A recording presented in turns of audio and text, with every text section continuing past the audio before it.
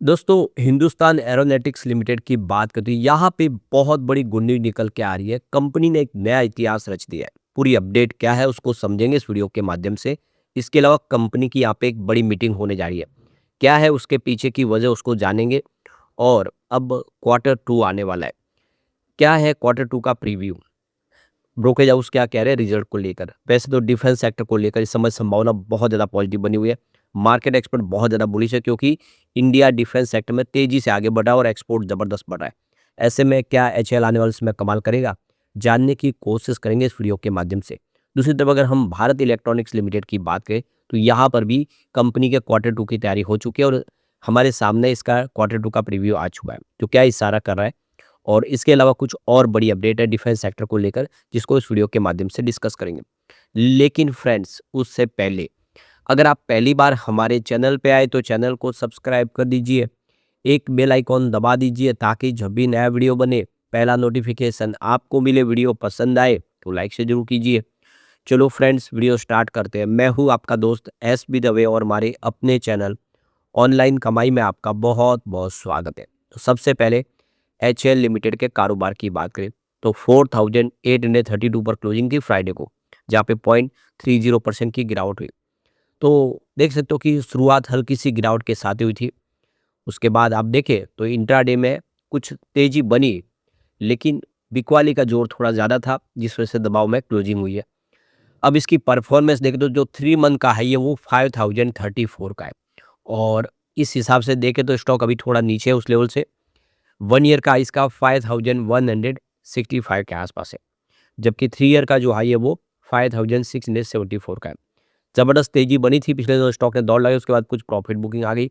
अब 3 मंथ का लो इसका 4320 के आसपास है, जो काफ़ी नीचे है।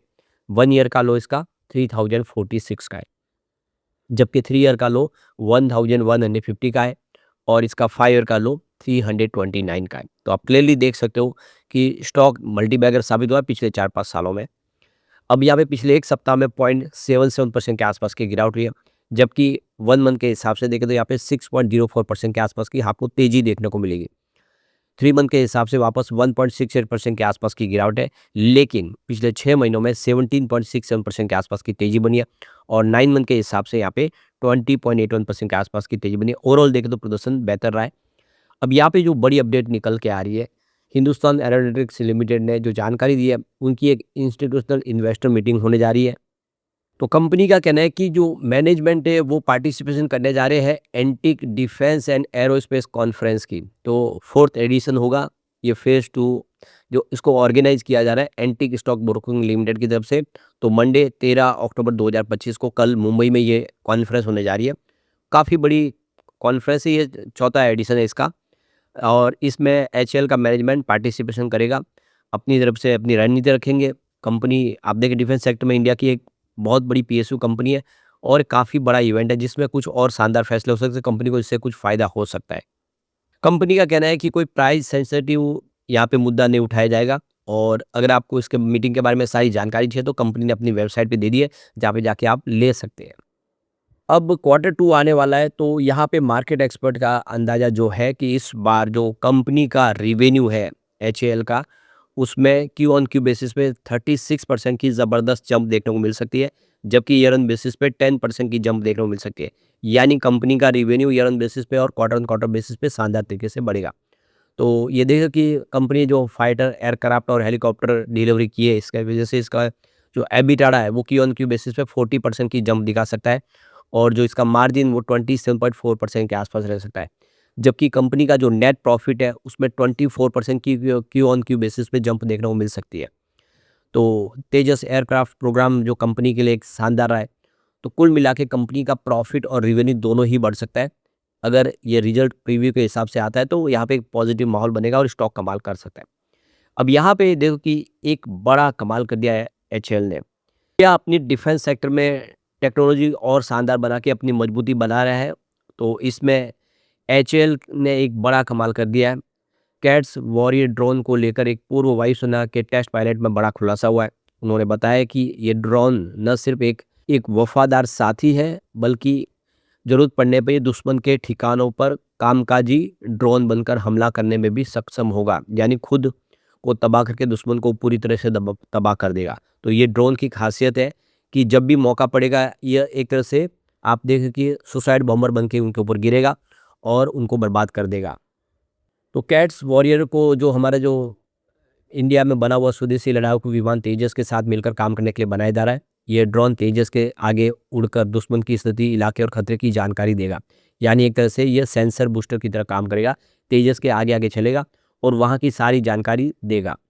ड्रोन से मिलने वाली लाइव जानकारी से तेजस पायलट को दुश्मन पर तेजी से और सटीक हमला करने में मदद मिलेगी। यानी एक तरह से देखें तो यह एक सिक्योरिटी लेयर की तरह काम करेगा तेजस के लिए। उसके आगे आगे रहेगा और जो भी दुश्मन की हर चाल को पहले ही बता देगा, जिससे तेजस उस पे सटीक हमला कर पाएगा। ये ड्रोन विमान दो तरफ से काम करता हुआ दिखाई देगा। पहले में ये 350 किलोमीटर के दायरे में जासूस और स्ट्राइक मिशन करेगा, फिर वापस बेस पर लौट आएगा। लेकिन जब मिशन लंबी दूरी का होगा, करीब 800 किलोमीटर के दायरे में ये वन वे मिशन पर जाएगा। यानी ड्रोन सीधे लक्ष्य पर जाकर टकरा जाएगा और खुद का बलिदान करके दुश्मन को तबाह करेगा।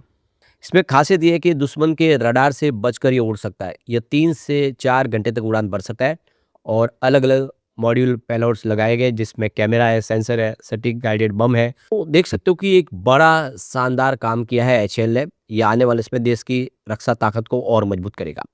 अब यहाँ पे देखो कि एचएएल के अंदर म्यूचुअल फंड ने काफ़ी ज़बरदस्त निवेश किया सितंबर महीने में। करीब 81 म्यूचुअल फंड ने फ्रेश एंट्री मारी है। ये आंकड़ा बहुत शानदार है। वैसे 30 म्यूचुअल फंड बिकवाली वाले भी है, उन्होंने यहाँ पे एग्जिट लिया, लेकिन वो आंकड़ा बहुत कम है, खरीदारी का ज़्यादा है। ये इशारा कर रहा है कि आने वर्ष में एचएएल कमाल कर सकता है। अब चलते हैं हम भारत इलेक्ट्रॉनिक्स लिमिटेड की तरफ।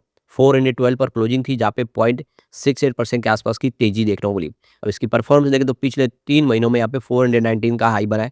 1 ईयर के हिसाब से 436 के आसपास का हाई है और यही इसका 3 ईयर और 5 ईयर का हाई भी है।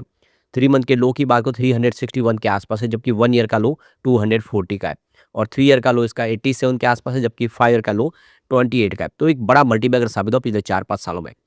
पिछले एक सप्ताह में यहाँ पे 0.21% के आसपास की तेजी बनी है, जबकि 1 मंथ के हिसाब से 6.56% की शानदार तेजी बनी है।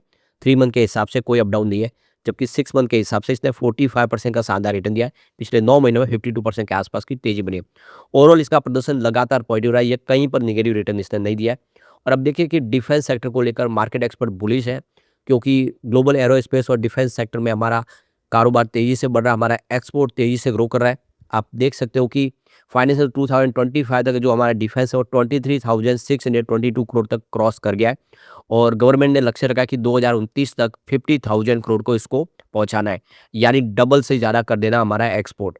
तो ऐसे में आप सुनिए, इस एक्सपोर्ट संबंधित जो कंपनियां, चाहे वो भारत इलेक्ट्रॉनिक्स हो या हिंदुस्तान एरोनॉटिक्स लिमिटेड हो, इनको बहुत सारा फायदा हो सकता है।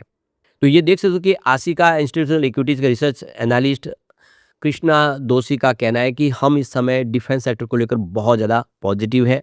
जियोपॉलिटिकल टेंशन की वजह से और लगातार सरकार का बजट को बढ़ाना और इन्वेस्टमेंट ज़्यादा ज़्यादा आना, प्राइवेट प्लेयर का इसमें हिस्सा लेना, ये सारी बातें साबित करी है कि एक्सपोर्ट का जो सेक्टर है काफ़ी अच्छा कर सकता है। हमारी इस समय एक्सपोर्ट अपॉर्चुनिटी लगातार बढ़ रही है और इसमें डिफेंस सेक्टर बहुत बेहतर कर सकता है।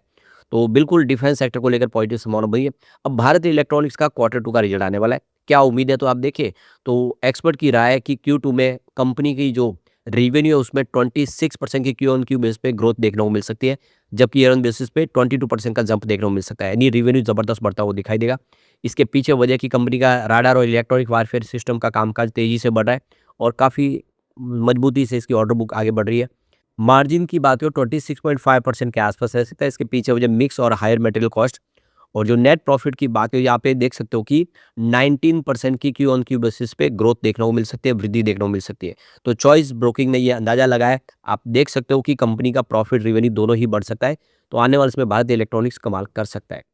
अब यहाँ पे कंपनी ने अपनी Q2 की डेट फिक्स कर दिया। 31 अक्टूबर 2025 को कंपनी की बोर्ड ऑफ डायरेक्टर की मीटिंग होगी, जिसमें Q2 के रिजल्ट को डिस्कस किया जाएगा। तो उम्मीद है कि रिजल्ट बेहतर होगा और फिर यहाँ पे एक पॉजिटिव माहौल बनेगा। अब आप देख सकते हो कि म्यूचुअल फंड ने भी सितंबर महीने में जम के खरीदारी की भारत इलेक्ट्रॉनिक्स में।